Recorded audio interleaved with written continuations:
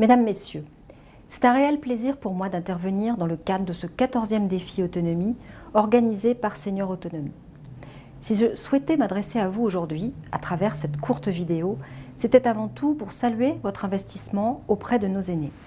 Cet investissement, et je pense en particulier à l'intervention des bénévoles associatifs dans les EHPAD, peut aujourd'hui faire face à des restrictions liées à la crise sanitaire. Nous le savons tous, la deuxième vague est bel et bien là.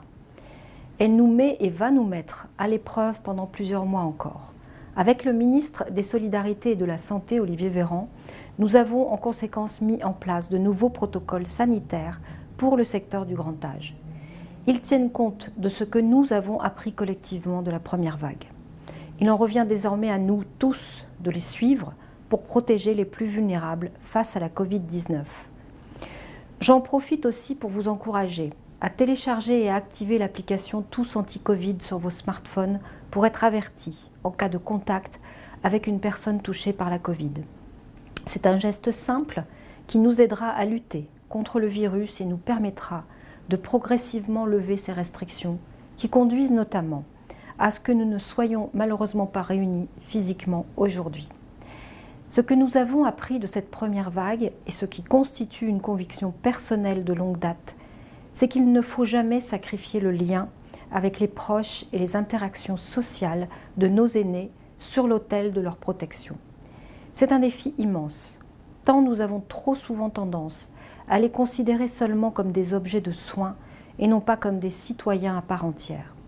Je sais que cette conviction est partagée par un très grand nombre d'entre vous.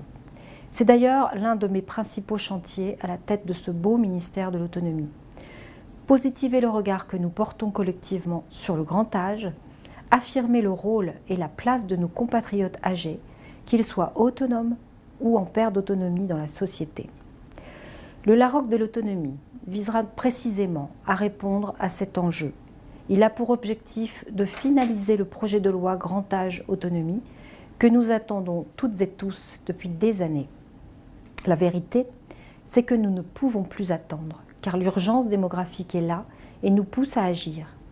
Il s'agit de lutter contre l'isolement des personnes âgées, de faire du vieillissement une chance pour notre société, à l'heure où s'amorce une profonde transition démographique.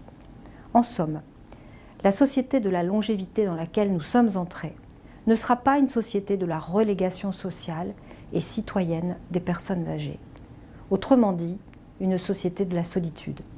Mais le Larok de l'autonomie doit aussi être l'opportunité pour que les forces vives de la société s'emparent de ces enjeux et organisent des manifestations à destination du grand public pour les sensibiliser à ces problématiques. Je dois dire que dans ce domaine, vous avez une certaine longueur d'avance. Depuis 14 ans, vous valorisez des initiatives locales qui contribuent à lutter contre la perte d'autonomie. La sélection du défi d'or autonomie de cette année est d'ailleurs particulièrement inspirante. Je pense à cette plateforme de mise en relation intergénérationnelle et à cette grand-mère qui affirme beaucoup apprendre du jeune avec qui elle est en contact. Je pourrais en citer tant d'autres.